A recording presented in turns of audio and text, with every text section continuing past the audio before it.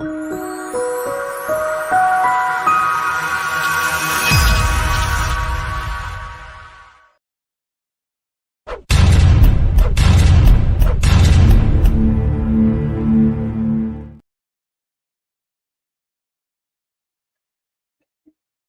pessoal, sejam bem-vindos a mais uma live aqui no canal Espiritismo Kardec.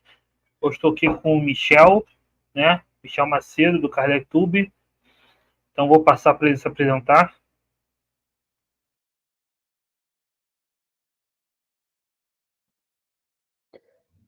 Boa noite, Eric. Boa noite a todos. Sejam bem-vindos ao nosso 39º estudo da obra de Kardec, né? Um livro que Kardec fez introdutório, curtinho, para quem iniciasse no Espiritismo. Um livreto chamado Espiritismo na sua mais simples expressão.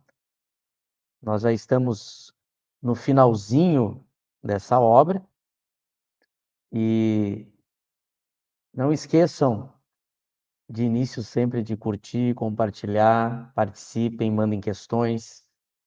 O José hoje teve um compromisso profissional, ele não vai poder participar, então eu e Eric vamos dar continuidade ao estudo, né? Eu tô quase 100% da garganta, né? Tive uma inflamação aí de uma semana na garganta, então eu peço a paciência de vocês também para controlar um pouco a voz, às vezes uma tosse, mas faz parte. Sejam todos bem-vindos e vamos então já iniciar, né? Não vamos perder tempo. Essa obra, ela é dividida em 3 partes. Nós estamos na terceira parte, última dela, né? Onde Kardec ele apresenta um enfoque mais da parte moral do Espiritismo, né? Tudo em forma de máximas, né? São alguns resumos, são pequenas frases, só para dar uma ideia. Claro que a gente vai ver o desenvolvimento disso em todas as demais obras, né? Lembrando que essa é uma obra introdutória. E a gente está no item 56, onde agora esses itens finais, Kardec está falando sobre a caridade, né? Já que a caridade, na parte moral do Espiritismo, vai ser a grande virtude, né? Vai ser aquilo que resume a moral espírita. Então é natural que ele termine a obra justamente tratando da caridade, né? A caridade, ela, como a gente já havia tratado um pouco no estudo passado, ela quer dizer muita coisa, né? Ela é uma palavrinha só, mas ela tem um significado muito amplo dentro da teoria espírita. Kardec estuda muito a caridade em praticamente todas as suas obras, né? Então, ele trata da caridade lá no Livro dos Espíritos, ele desenvolve um capítulo inteiro sobre a caridade no Evangelho segundo o Espiritismo, embora todo o Evangelho segundo o Espiritismo seja um desenvolvimento, né, dessa ideia da caridade, né, naquela máxima fora da caridade não há salvação. Ele trabalha muito a questão da caridade naquela obra Viagem Espírita, em 1862. E aqui ele trata um pouco também, né, para nos dar uma ideia. Então a caridade, ela quer dizer muita coisa no espiritismo. É importante que a gente aprofunde, entenda. Então aqui ele está pincelando algumas coisas, a gente procura desenvolver e vai tentando dar uma ideia geral aí para que a gente possa ter uma primeira noção. Mas lembrando que a caridade é um assunto muito importante dentro do espiritismo e que a gente deve se dedicar ao estudo. É uma das coisas que a gente deve se dedicar mesmo ao estudo, porque é uma das questões mais importantes. Não é à toa que ele vai dizer fora da caridade não há salvação. Então é algo que envolve a nossa salvação, né? Então não é pouca coisa. Eu vou ler o 56, vou comentar um pouco. Hoje a gente vai falar mais tempo porque tem um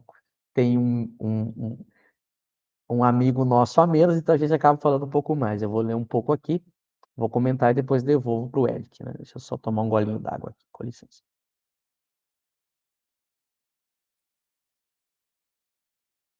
Excelente, então vamos lá. Vamos lá então. A caridade não está só na esmola, pois há a caridade em pensamentos, em palavras e em ações. É caridoso por pensamentos aquele que é indulgente para com as faltas do próximo. Caridoso por palavras, o que nada diz que possa prejudicar o seu próximo. Caridoso por ações, quem assiste seu próximo na medida de suas forças. Então, notem que aqui ele vai mostrar como que a caridade pode se manifestar, né? Como que ela pode ser praticada, desenvolvida. E ele vai pegar os pensamentos, né? As palavras e as ações. Notem que pegando esses três aspectos, ele consegue pegar todas as interações do espírito com o mundo exterior. Né? Todas as nossas formas de interagir com o outro, elas se dão ou por pensamentos, ou por palavras, ou em ações. Esse é o primeiro ponto. Então, como ele quer apresentar para a gente uma ideia completa da caridade, é justamente por isso que ele pega todas as formas possíveis da gente praticar a caridade. Por isso essa divisão em três aí, né? Mas ele inicia dando uma informação muito importante, né? Porque ele vai falar que a caridade não está só na esmola. Por quê? Porque a gente sabe que a palavra, a ideia de caridade, ela está muito associada à ideia de dar algo, né? De dar algo material para alguém necessitado. É, digamos, uma noção genérica, popular da caridade. O que ele quer mostrar aqui é que a caridade é mais que isso. Mas vejamos que ele não está dizendo que esmola não é caridade. Ele só está dizendo que não é só a esmola que é uma forma de caridade. Então é muito importante a gente prestar atenção nessas palavras, né? Claro que quando eu dou algo para alguém, isso também pode ser uma forma de caridade. Mas eu não posso dizer que somente isso seria caridade. O Espiritismo ele vai além. Por isso que ele apresenta a ideia dos pensamentos, palavras e ações. Ele não fica apenas num tipo de ação, porque seria empobrecer a noção de caridade. Então isso é importante. Esmola também é uma forma de caridade. Outra coisa importante. Toda esmola é caridade? Também não. A caridade não se resume só na esmola. Também pode ser caridade quando eu dou uma esmola. Mas não significa que também toda esmola dada é caridade. Isso é uma coisa importante, porque eu posso dar esmola e não atender às características do que seria uma esmola caridosa. Isso é uma coisa importante. Então, dar algo para alguém não necessariamente é algo caridoso, porque pode ser algo por interesse, por exibição, até mesmo eu posso dar algo por desprezo, por raiva, por N interesses. Então, eu estou praticando aquela ação, mas não significa que aquela ação seja caridade necessariamente. Mas uma das maneiras de praticar caridade é também dando esmola. Quando eu dou esmola de uma maneira caridosa, ela é também, por isso mesmo, caridade. Percebam? Parece um jogo de palavras, mas são raciocínios muito importantes para que a gente entenda as diferenças. Mas além de dar algo material, que pode ser também uma forma de caridade, nem sempre é, eu posso ter caridade por pensamentos, já que a, a, a alma, né, a gente tem essa capacidade de pensar, e a gente pode, ao pensar, ou ser caridoso, ou ser maldoso, imoral, Então, o meu pensamento, dependendo de como eu uso o meu pensamento, eu posso ser caridoso. Ele dá um exemplo aqui, por exemplo, o pensamento, aquele que é indulgente com as faltas do próximo. Então, conforme aquilo que eu penso diante do erro do outro, eu posso ser caridoso ou ser egoísta, maledicente, orgulhoso. Vai depender dos pensamentos, né? Por exemplo, a prece, a gente vê, a prece é uma forma de caridade. E aí ele dá o exemplo das palavras, a mesma coisa, né? Nada diz o caridoso, nada diz que possa prejudicar o seu próximo. Então, o caridoso, ele sempre, toda vez que eu tenho como objetivo nas minhas ações visar de uma forma desinteressada, né? Isso é uma coisa importante que Kardec vai colocar. Quando de uma maneira desinteressada, sem cálculo, né? Sem algum interesse escondido, eu ajo com pensamentos, palavras e ações, eu estou sendo caridoso. Não significa, já também, eu já vou encerrar o primeiro comentário e passar para o Eric. Outra coisa importante, não significa que se eu tenho uma ação que não seja caridosa, por exemplo, eu tenho vários tipos de ações, isso é importante a gente entender. Quem está mais acostumado em estudar filosofia moral sabe disso. Então, a gente tem vários tipos de ações. Vários tipos de ações. Um tipo de ação é a ação moral caridosa. Eu tenho ações também que são ações imorais, ou seja, elas são opostas à caridade. É quando eu ajo no mal, quando eu sou egoísta, quando eu sou orgulhoso, quando eu tenho desejo do mal nas minhas ações, eu estou sendo imoral. É o contrário do caridoso. Só que eu também tenho ações que nem são caridosas e também não são imorais, muito cuidado. Então, há ações que são de outro tipo são outros tipos de ações. Então, por exemplo, eu posso fazer o bem para alguém e esse bem que eu faço para alguém é um bem, mas não é um bem caridoso. A caridade é um tipo específico de bem que eu faço. Então, por exemplo, a gente usa o exemplo do político em época de eleição, né? Ele pega lá uma cesta básica e dá para alguém que está passando fome. Veja, ele fez um bem, porque ele tirou a fome de alguém. Não pode dizer que isso é um mal. Mas a ação dele não foi um bem caridoso, foi um bem interessado em conseguir voto, percebe? Então há várias ações que são bondosas, podem ser bondosas, mas não são bondosas segundo a caridade.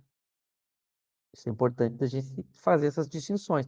Por exemplo, vou dar um outro exemplo agora que não é o exemplo do interesse político, né? O padeiro, quando faz o pão e vende o pão para alguém que vai comprar pão na padaria dele, é uma ação que não envolve caridade, não é uma ação moral ou imoral. É uma ação baseada no interesse econômico. Percebe? Então eu tenho vários tipos de ações, as ações humanas, elas são complexas.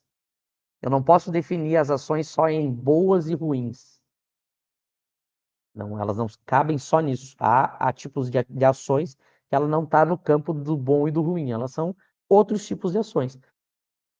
Ações que são próprias por exemplo, eu citei um exemplo da economia, ações da ciência, para citar algumas ações. Mas aqui ele está tratando da caridade. O que é a caridade? É um tipo de ação que eu faço bem de uma maneira desinteressada, sem interesse pessoal, sem cálculo, né? E aí ele vai mostrar que eu posso fazer essa caridade por pensamentos, por, por palavras e por ações. Então ele está mostrando aqui os meios que eu me utilizo para fazer a caridade. Então a caridade ela envolve basicamente três coisas. objetivos, fins. Toda ação ela tem um objetivo, um fim. Aquilo que eu quero atingir com aquela ação. Para atingir determinado objetivo com aquela ação, eu tenho os meios que eu me sirvo. Então, a caridade ela vai ter os seus meios, os seus fins e as suas motivações. Aquilo que é do interior da alma, aquilo que motivou a ação. Esses três elementos vão formar a ação caridosa. E aí ele termina falando algo muito interessante.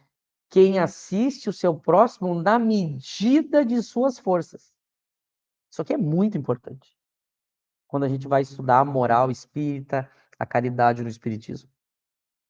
E isso é uma confusão. As pessoas confundem muito a ideia de caridade no próprio movimento espírita, que não estuda com atenção.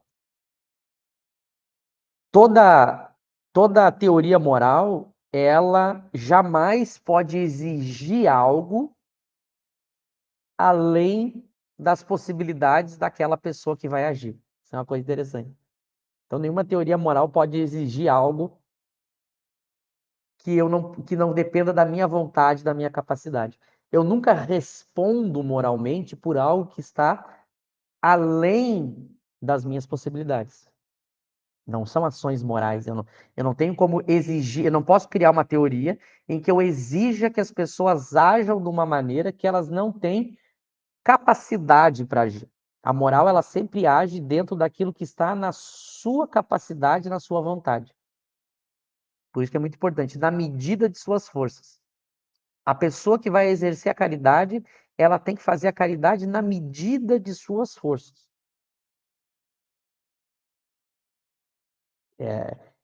Jesus vai falar isso quando ele vai falar do óbolo da viúva. É uma passagem do Cristo, quem está acostumado a estudar o Evangelho, Kardec vai estudar com os espíritos isso no Evangelho segundo o Espiritismo, que fala justamente sobre a medida de suas forças. Por exemplo, eu não tenho como agir como age um espírito bom ou um espírito puro, por exemplo.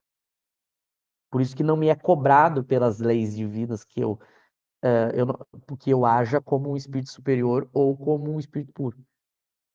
Porque está além da minha vontade. Agora, a caridade não. A caridade é quando eu ajo de maneira bondosa e correta, sem interesse pessoal, no limite das minhas possibilidades. Percebe a ideia completa de caridade? Por isso é muito importante a gente entender. Há pessoas que querem fazer mais do que podem. As pessoas que querem fazer mais do que podem, elas têm que ter muito cuidado, porque isso pode deixar de ser caridade, ser arrogância, orgulho. Da mesma maneira que o egoísmo quer tudo para si, a pessoa que quer salvar o mundo, ela tem um outro vício que é o vício do orgulho, porque ela quer fazer algo que está além das suas capacidades. E ela pode cometer equívocos fazendo isso. Então é muito interessante essa ideia da justa medida das forças, que os filósofos também já trataram, né? A gente conhece, quem estuda Aristóteles, né? A gente sabe que ele coloca a virtude justamente sobre como esse caminho do meio, né? O equilíbrio exato das forças da alma. Isso seria a ideia da virtude. Quando eu faço para mais ou para menos, eu saio do caminho da virtude e, portanto, saio do caminho da caridade nesse entendimento espírita. Então é muito importante isso. É muito importante que cada um saiba e conheça aquilo que tem a capacidade de fazer e faça. Toda vez que eu deixo de fazer algo que está dentro das minhas possibilidades, aí sim eu estou correndo em erro do ponto de vista moral. Então isso é muito, muito importante também de ser tratado. Já que há muitas pessoas que entendem caridade, salvação, como eu tendo que salvar o outro. Às vezes há esse equívoco no movimento espírita, né? Que eu teria que salvar o outro. Muito cuidado. Como a gente é espírito imperfeito, a nossa caridade com o próximo, ela também tem as suas limitações. E se eu passar desse ponto, eu posso cometer coisas muito perigosas. Vou citar um exemplo aqui e já passo para o Eric. Por exemplo, eu não sou médico, não tenho conhecimento e competência nenhuma para salvar alguém. e uma pessoa, de repente, necessita de uma cirurgia, alguma coisa, e por mais que eu tenha o desejo de salvá-la e fazer o bem para ela, se eu, sem nenhuma competência, for lá e tentar fazer a cirurgia, eu mato a pessoa. Mesmo que eu tenha o desejo desesperado de salvar a pessoa. Mas eu não tenho condições, capacidade para aquilo. Se eu fizer isso, não é mais caridade, é irresponsabilidade. Só para citar um exemplo prático do dia a dia, como a gente tem que ter muito cuidado também para entender a caridade de uma maneira racional. Às vezes as pessoas acham que caridade não está ligado ao uso da razão, né? Aquela ideia equivocada que o Emmanuel trouxe para o movimento espírita das duas asas, né? É a asa do coração e a asa da razão, separando as coisas, né? Isso aí é um equívoco. Para a gente praticar o bem e a caridade, a gente também tem que usar a razão. Tem que usar a lógica, raciocinar, tem que analisar as coisas. Porque senão eu também posso fazer a caridade de maneira errada é não fazer a caridade. Isso também a gente tem que ter muito cuidado para não pensar que a intenção, a boa intenção é um elemento muito forte na virtude da caridade, mas ela não é tudo. Eu não posso fazer determinadas coisas e simplesmente usar como desculpa a boa intenção. Porque também eu posso cometer maldades ou erros só baseado na boa intenção. Então, notem como a caridade é um conjunto de elementos que cada um precisa usar também o autoconhecimento para saber. A gente tem que usar os textos, a gente tem que conversar com os espíritos, a gente tem que também usar da capacidade de conhecimento para entender melhor a caridade e praticar melhor a caridade. Feito essa meu primeiro comentário, eu passo para o Eric também comentar.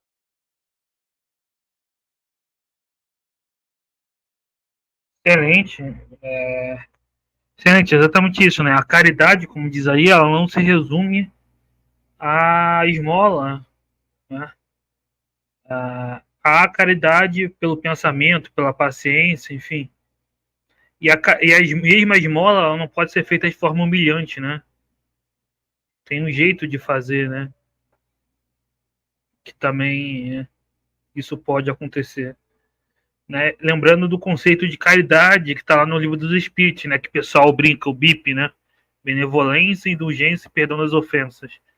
Então, e a benevolência é diferente de beneficência, né? Porque a benevolência ela requer desinteresse.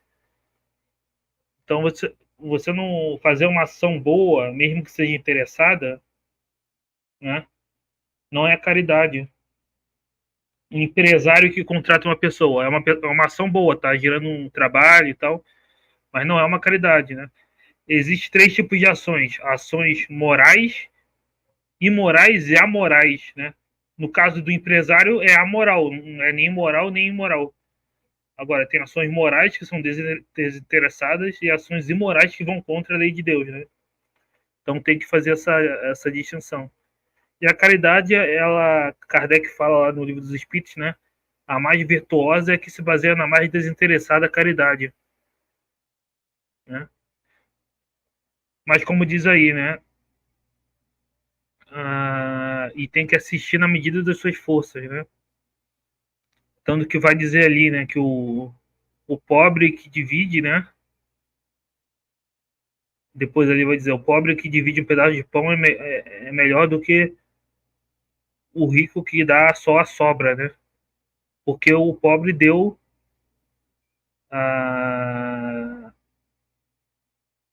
o necessário, não deu só o supérfluo, né? Enfim, é aquela história da viúva, né? Na Bíblia. Então, a caridade ela requer esse desinteresse.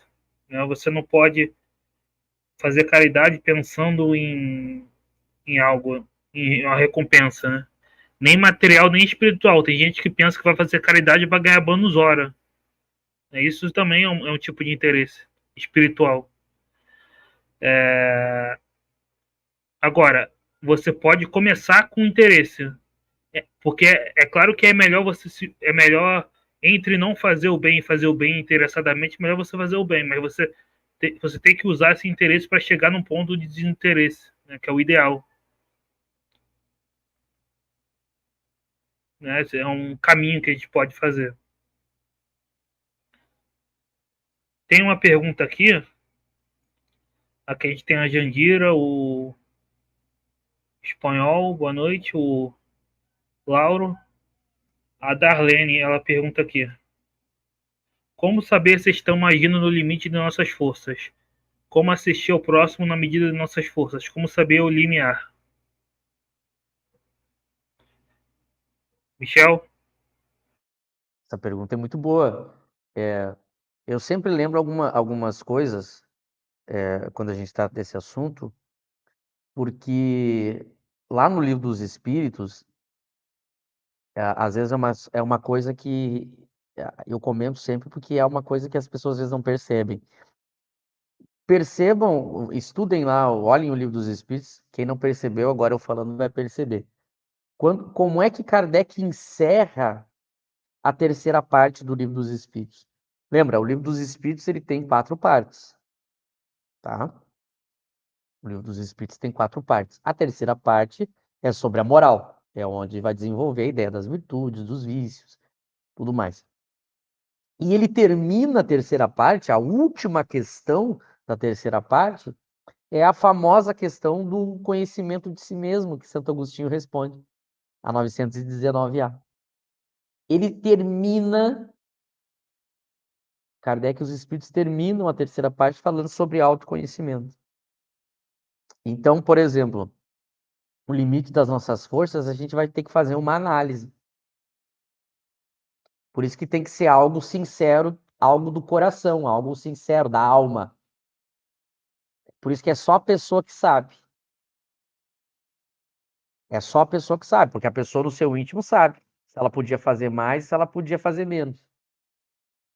Ah, mas eu ainda estou com dúvida. Bom, mas você está nesse momento sendo sincero e procurando fazer o melhor? Tô.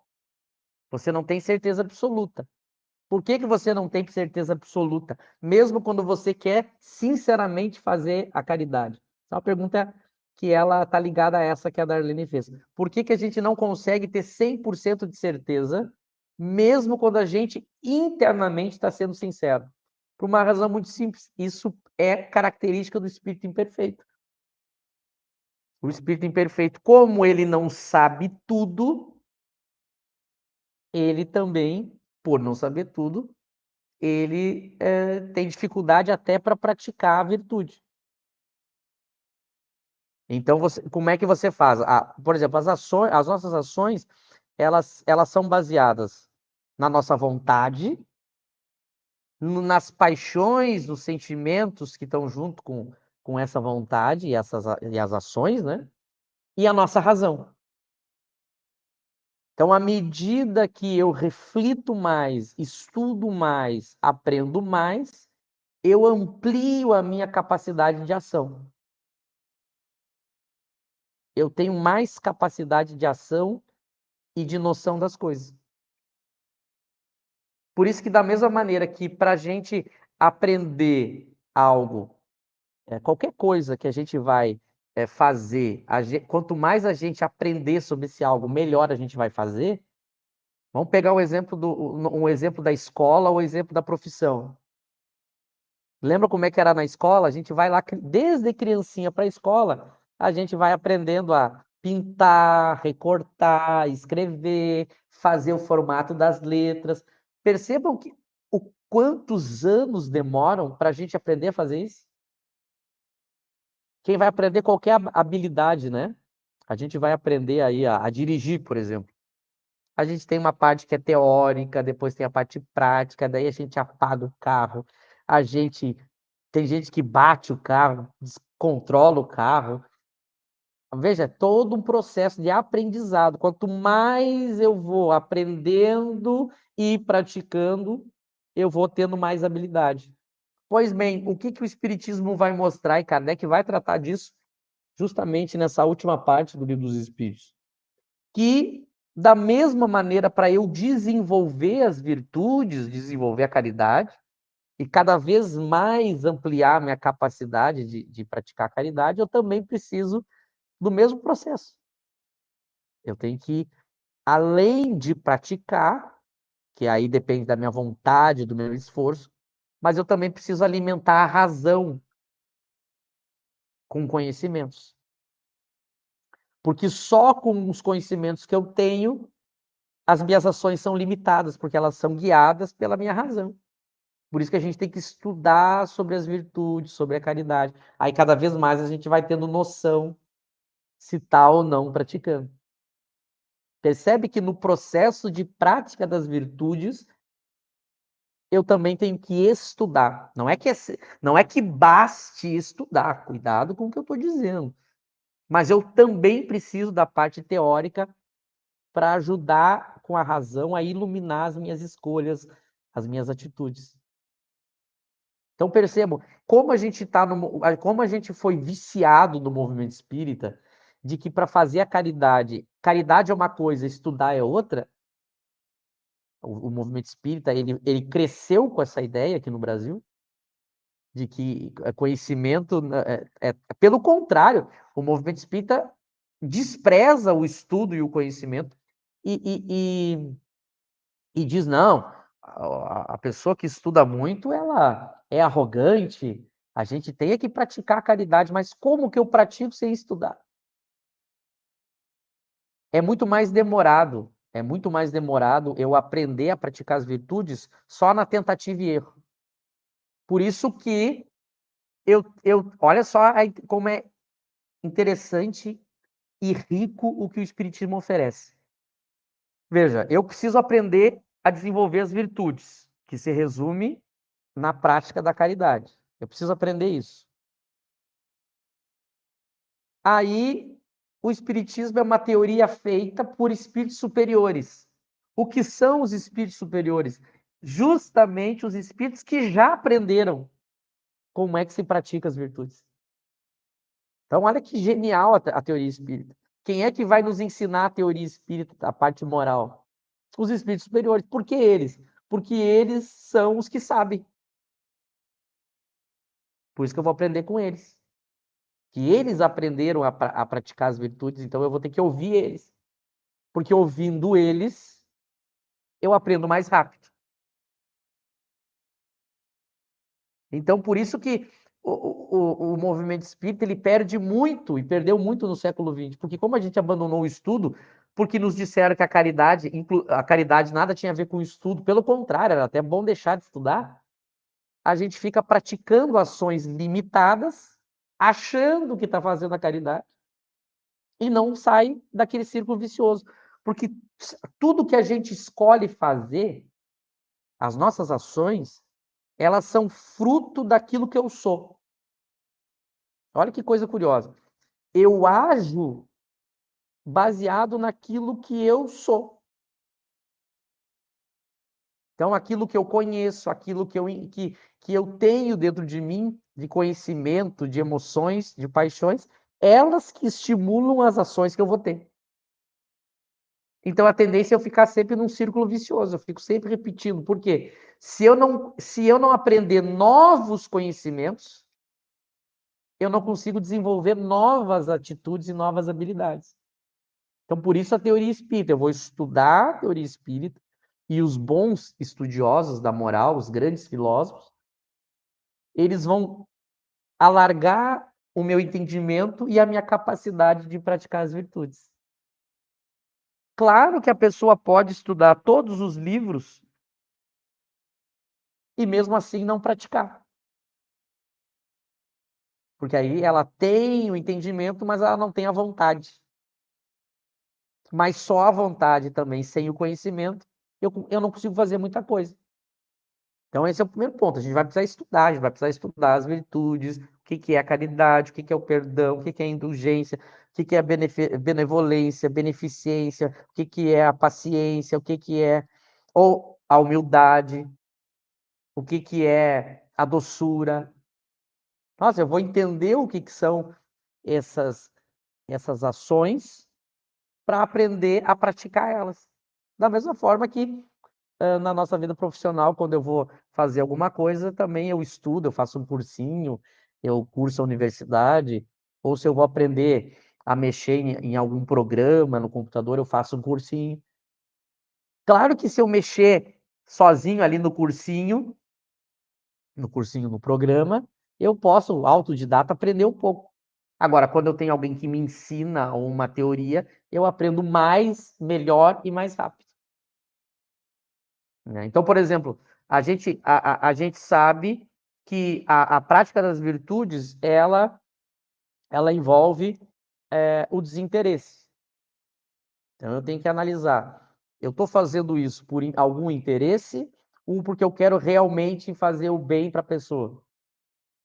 Veja, eu estou usando a razão, a análise para praticar.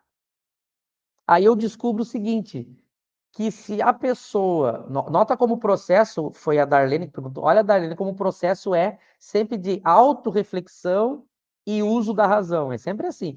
Aí eu penso o seguinte, bom, eu estou agindo dessa maneira com essa pessoa, mas se dependendo de como ela me retribui, eu mudo. Olha, isso já é um sinal, tem algum interesse aí pessoal. Porque se a pessoa, de repente, ela não me retribui. Então eu tenho que ir fazendo essa análise. Os espíritos vão dizer, analise, por exemplo, as consequências da ação. Eu faço uma ação, essa ação, ela está gerando progresso, ela está fazendo as pessoas envolvidas realmente melhorar. Nota, esse é um processo racional e prático ao mesmo tempo. Por isso que é diário. É muito parecido com a relação pais e filhos, né? Falando aqui dos bons pais, né? A gente sabe que há pais que não são bons, mas a maioria são bons pais. Como é que os pais fazem? Eles vão analisando conforme eles vão tratando o filho, como é que o filho vai se comportando. Aí daqui a pouco o filho não se comporta bem, eles já dizem, olha, então agora aqui meu comportamento muda. Ele vai negociando com o filho, né? Quanto mais liberdade o filho quer, mais ele tem que fazer o quê? Tem que fazer as tarefas, tem que se comportar, sabe? Nota como é um processo racional, mas que não é só racional no sentido de eu ficar lendo livros. É por isso que reconhece o verdadeiro espírita, né? Pelo esforço que emprega para ser hoje melhor do que ontem, amanhã melhor do que hoje. Olha como os espíritos são sábios, né? Kardec é sábio, porque é assim o processo. Você vai sempre agindo com honestidade, sinceridade da alma, verdadeiro, não pode ser nada só da boca para fora,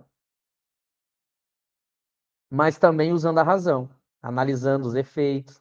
Aí você vai vendo se as coisas melhoraram, não melhoraram, mas é que por que no caso da caridade não está em jogo simplesmente o meu bem-estar?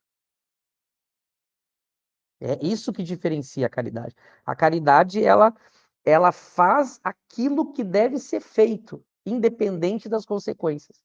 Então, de repente, eu me deparo com uma situação em que eu vou me prejudicar, mas é o correto a fazer naquele momento. Aí, como a razão me diz que é o correto, eu digo, bom, aqui eu vou sair perdendo, mas pelo menos eu fiz o correto, a minha consciência fica tranquila. Então, por isso que eu preciso do Evangelho segundo o Espiritismo, para me orientar. É por isso que eu preciso das evocações do anjo guardião e da minha autoanálise diariamente. Por isso que é uma coisa que não é simples. Por isso que eu não posso tentar basear a ação da caridade, a minha ação, pela sua. Isso é uma coisa muito interessante. Porque eu posso estar praticando a mesma ação que a outra pessoa, a mesma ação, a ação é a mesma, mas uma vai ser caridade, a outra não vai ser. Ou uma vai ser mais meritória moralmente, outra não. Percebe? Como o processo é mais complexo? Então, eu vou ler, Eric, a 57 para ajudar a responder mais a Darlene e depois eu passo para ti, porque ajuda a compreender.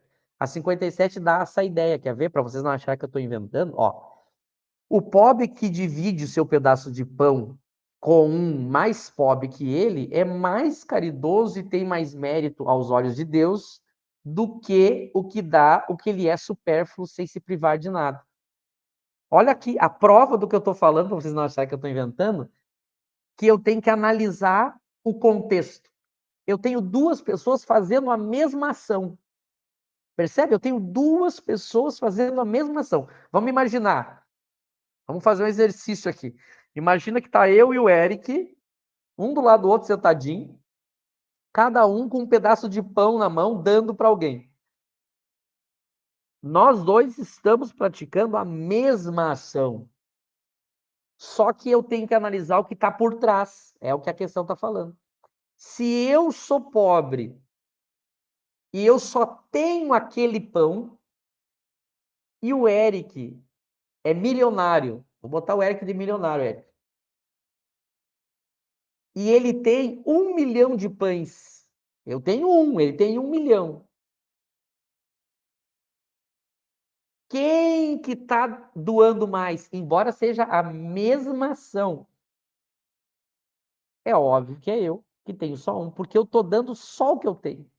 Então tem, por isso que ele diz, ele é mais caridoso e tem mais mérito aos olhos de Deus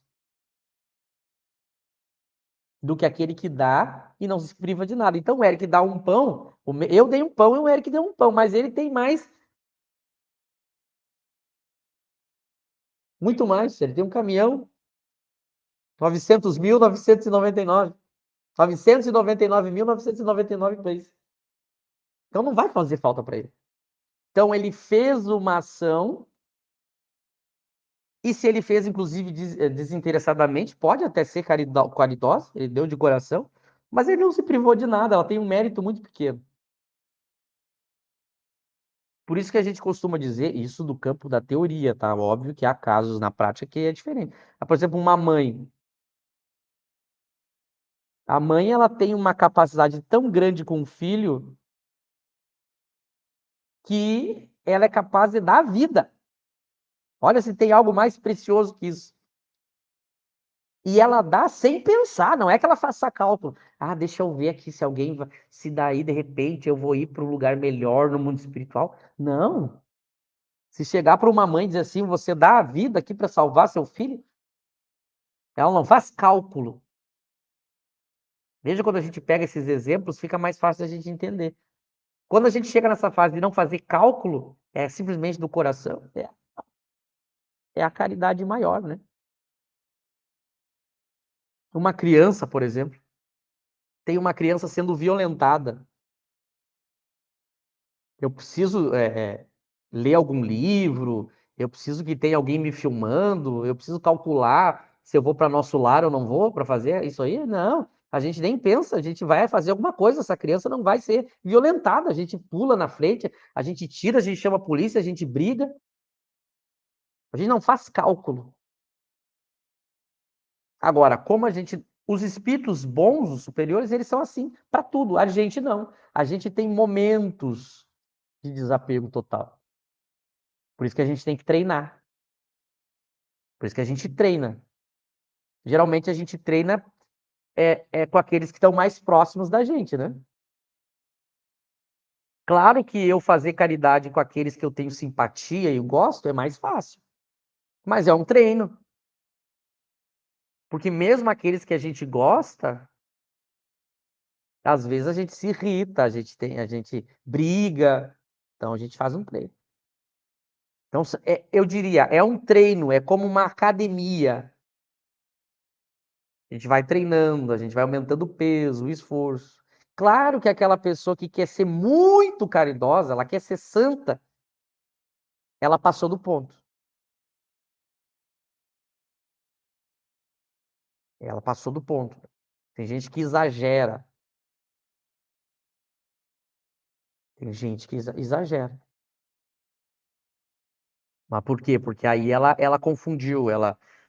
Então a gente tem que ter sempre Veja como é um exercício, né? E é um exercício que cada um vai ter que fazer sozinho, porque lembra, é que nem o exercício da academia, não adianta eu erguer peso e correr na esteira pelo Eric ou ele por mim.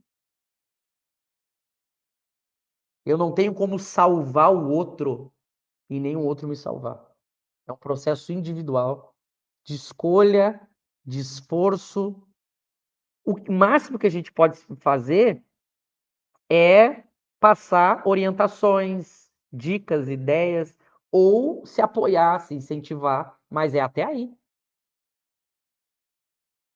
Então a gente pode conviver 80 anos com uma pessoa extremamente caridosa, mas o mérito é dela.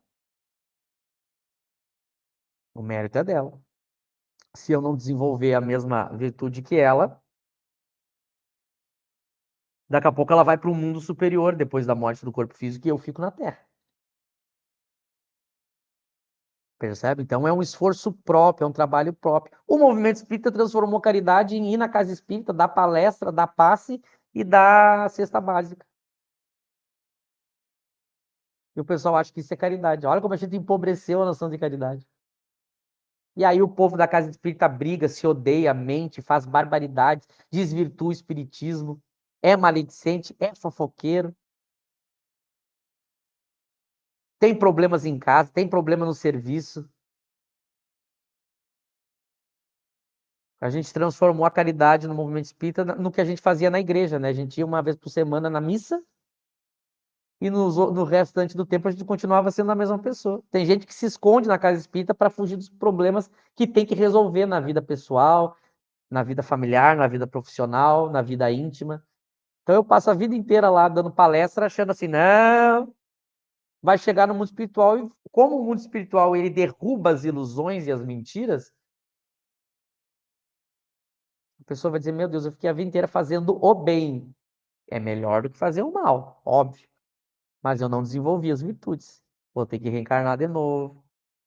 Então a gente tem que cuidar para não se iludir. Por exemplo, a gente faz aqui o estudo. A gente faz porque a gente gosta. A gente gosta de falar de espiritismo, trocar ideia. Mas achar que quanto mais live a gente fizer, eu tenho um lugarzinho lá me esperando. Quanto mais live eu fizer, não é assim. É o que eu sou verdadeiramente, né? Então é um processo, mas ao mesmo tempo que é um processo complexo, é um processo que qualquer um pode fazer. Qualquer um pode fazer. Só que a gente tem que observar dia a dia como é que a coisa está andando. Para que a gente não se iluda também. Que é muito fácil a gente achar que a gente se iludir e acha. Somente quando a gente está falando de espiritismo, então o perigo é maior ainda. Que o movimento espírita passa a achar que é espírito superior, né? Porque a gente fica falando todo dia de espiritismo, mas falar de espiritismo é muito distante de adquirir as virtudes. Quando a gente desliga a câmera aqui, cada um vai para sua vida pessoal, cada um tem as suas dificuldades, e é essas que eu tenho que resolver. Eu não posso achar que fiz aqui a live, a palestra, e aí isso me deu um crédito que se eu fizer outras imoralidades fora daqui, eu quitei. Não é assim. Eu tenho que eliminar as causas do mal em mim, internamente, né? Senão não adianta, não é virtude. Se eu só finjo, ou se eu faço num horário, achando que eu estou criando crédito para poder gastar no outro, imagina, eu faço o cálculo assim, já vou passar para ti, Eric. Eu faço o cálculo assim, olha, essa semana eu vou ir 3 dias na Casa Espírita, vou fazer 3 palestras, vou dar passe e vou dar a cesta básica, porque domingo eu quero aprontar umas, que eu tenho crédito, né? Veja, isso é completamente uma ilusão. A pessoa está se iludindo achando que é assim. Embora a gente saiba que o André Luiz ensinou assim. Quem lê André Luiz, pega o nosso lar, tem bônus hora. Eu ganho uma moeda na obra do André Luiz quando eu faço bem. Aí eu faço bem para juntar moeda para comprar uma casa em nosso lar. Veja, isso não é virtude. Por que não é virtude? Porque eu estou fazendo para conquistar outras coisas. Não é porque eu sou de verdade aquilo. Percebe? Então essas coisas é importante a gente falar. E eu gosto de falar nisso porque às vezes o movimento espírita se acha o ser mais evoluído da Terra, os espíritas falam com uma arrogância da humanidade, só porque a teoria que a gente tem é a melhor, não a gente. A teoria que a gente tem sobre moral e sobre a explicação da vida futura é a melhor. Não há teoria melhor que o espiritismo, mas a teoria é melhor, não eu. A gente não pode confundir isso. Aí eu recebi mensagens de Santo Agostinho, eu recebi mensagens. Ótimo, mas você receber mensagens dos espíritos superiores não te faz superior. Pelo contrário, você precisa dos superiores para aprender a ser que nem eles. Mas você não recebe mensagem de espíritos superiores porque você é especial. Por isso essa ideia de Kardec de que qualquer um pode evocar os espíritos superiores. A gente que criou no movimento espírita essa ideia de que pessoas privilegiadas recebem os espíritos superiores. Pelo contrário, é a gente que precisa deles porque a gente é inferior. Então eu gosto de falar disso porque às vezes o movimento espírita meio que eu vejo as pessoas criando ilusões porque estão falando de espiritismo, né? Não sei se ajudei a Darlene ou compliquei, mas deixa eu passar para o Eric falar também que eu tô falando demais. Bem, respondendo a Darlene, é o autoconhecimento mesmo, né? É o autoconhecimento, para saber o limite das nossas forças, é o autoconhecimento. E aí Kardec, lá no Livro dos Espíritos, Agostinho vai falar, né? Enquanto vivo, né? Todas as noites ele passava em revista o dia e via o que ele fez, o que ele não fez, enfim. E essa questão é interessante, né? Essa questão do pobre que divide. Eu até coloquei aqui no chat o texto do Evangelho que trata ah, do óbolo da viúva, né? Que é exatamente isso, né? Ele vai falar desse tema, que é a viúva que sacrificou o necessário, né? É muito mais virtuoso você sacrificar o necessário do que o supérfluo, né? Então, você tem você tem 10 bilhões, aí você só dá R$ 1 para os mais pobres, né? A pessoa que só tinha R$ 1 e deu e ficou sem nada, é lógico que o sacrifício torna mais virtuoso, né? Aqui eu coloquei algumas mensagens também do Livro dos Espíritos, a 880, a 897, que fala disso, a 893, né? Que fala qual a mais meritória de todas as virtudes. Todas as virtudes têm seu mérito, porque todas indicam o progresso na sendo do bem. A virtude sempre que há resistência voluntária ao arrastamento dos maus pendores. A sublimidade da virtude, porém, está no sacrifício do interesse pessoal pelo bem do próximo, sem pensamento oculto. A mais meritória é que suscita mais desinteressada caridade. Então, aí, de novo, o desinteresse, né? É um fator importante.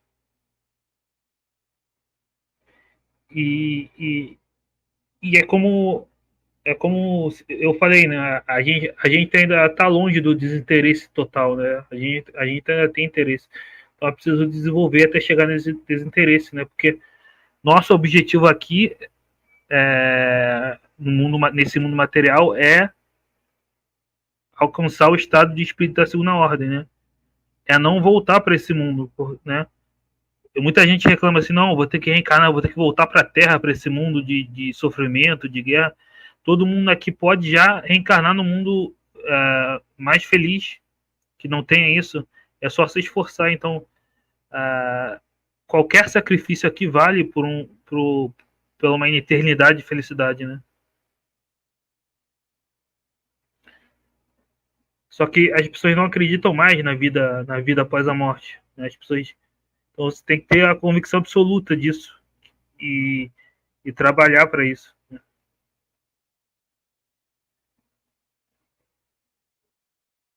Então, mas é bem interessante esse conceito, né? E a gente vê como que essa moral cristã, embora o espiritismo ele seja universalista, a gente pode falar, né? Kardec viu realmente que analisando a moral dos espíritos, bate perfeitamente com a moral cristã, que é mais, por ser um espírito puro, é a mais elevada, né?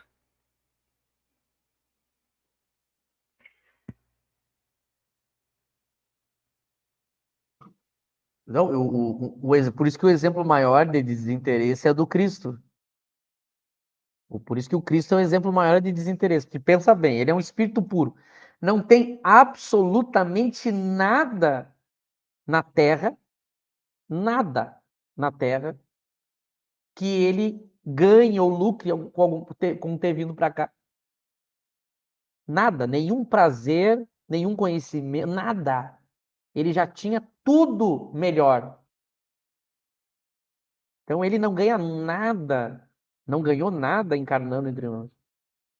Mas ele fez justamente por amor a nós. Por isso que é o exemplo máximo de amor, né? Que é o amor incondicional. Claro que a gente não tem esse amor incondicional. E se a gente começar a achar que tem que tomar cuidado, viu? A gente tem momentos em que a gente é mais virtuoso e menos. Então, um caminho para a gente não se deslumbrar e começar a achar que é espírito superior já é a gente ir pelo caminho dos vícios. Por exemplo, eu começo analisando os meus vícios morais, os meus defeitos, e treinando, estudando sobre eles e treinando para eliminar eles. E quando eu começar a achar que eu estou sendo muito virtuoso, eu estudo mais para eu também não cair no caminho do orgulho. Veja que eu não posso sair de um extremo para outro, né? Vou dar um outro exemplo para quem está nos ouvindo e a Darlene que fez a pergunta. Mais um exemplo eu vou dar prático de como isso que a gente está falando já está nas obras de Kardec. Eu sempre dou esse exemplo que eu acho muito bom. Quando, por exemplo, os espíritos vão dizer, na questão 886 do Livro dos Espíritos, que a caridade ela é indulgência. Ela é benevolência, indulgência e perdão. A famosa questão 886. Aí, por exemplo, eu quero entender, bom, mas o que é ser indulgente? Como ser indulgente? Veja, são perguntas como essa que a Darlene fez. Mas como é que eu vou saber se eu sou, se eu não sou, como é que faz? Olha como a obra de Kardec é completa. Aí a gente vai lá no Evangelho segundo o Espiritismo, onde ele desenvolve tudo isso, e tem lá o capítulo que trata da indulgência, que é o capítulo 10 do Evangelho. E daí lá tem um texto, indulgência. Então eu quero aprender a ser indulgente, eu vou fazer o quê? Uma das formas de ser caridoso é praticar a indulgência. Então eu vou estudar sobre a indulgência. Aí eu vou lá aprender com o Kardec, com os espíritos, o que eles estão me dizendo que é indulgência. Aí vem, o Kardec fala, os espíritos vão falando sobre a indulgência. Mas aí Kardec é genial, porque, por exemplo, os espíritos vão dizer assim para Kardec: olha, a indulgência é você não ver os erros alheios.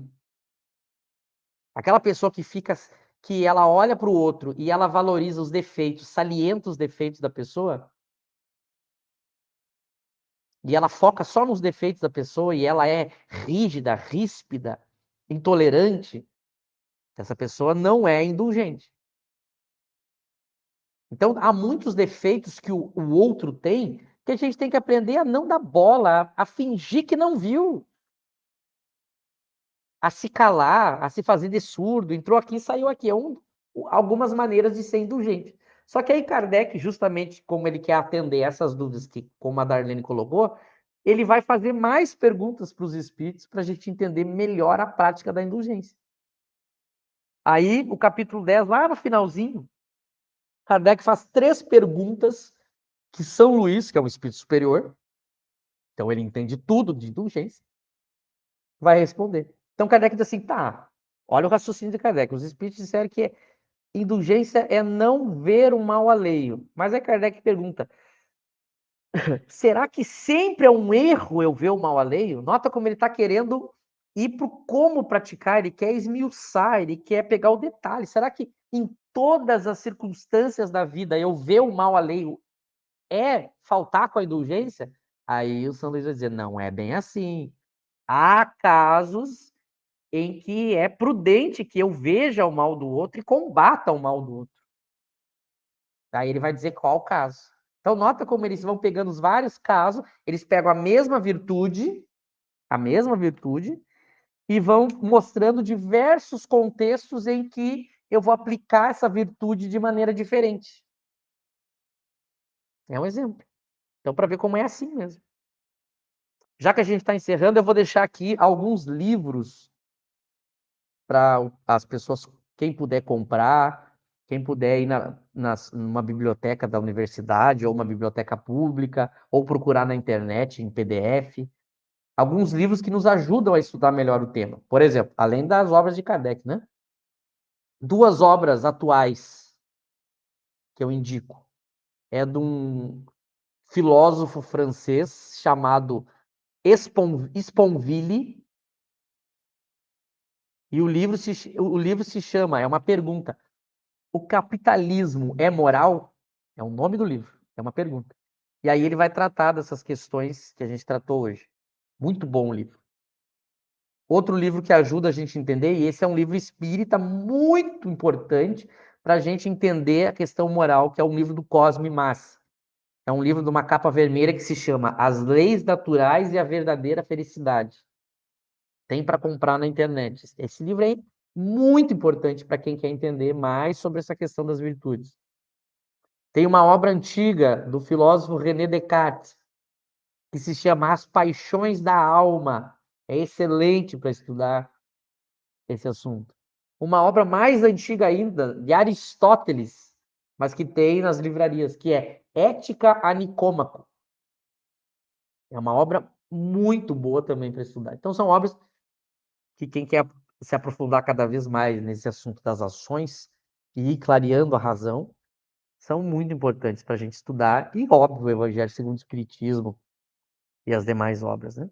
Então, acho que, da minha parte, é isso, né? O horário já chegou aí.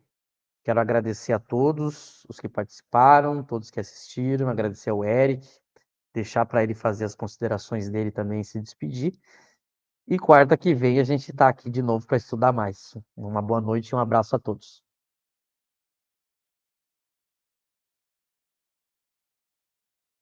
Então é isso. Curtam, compartilhem, né? Muito obrigado aqui. Alex, Lauro, a Darlene, aos demais. Jandira, o espanhol. Obrigado, Michel. Hoje o José não pôde, né? Mas ele está sempre aí com a gente. Então, pessoal, curta, compartilhem, se inscrevam e até a próxima.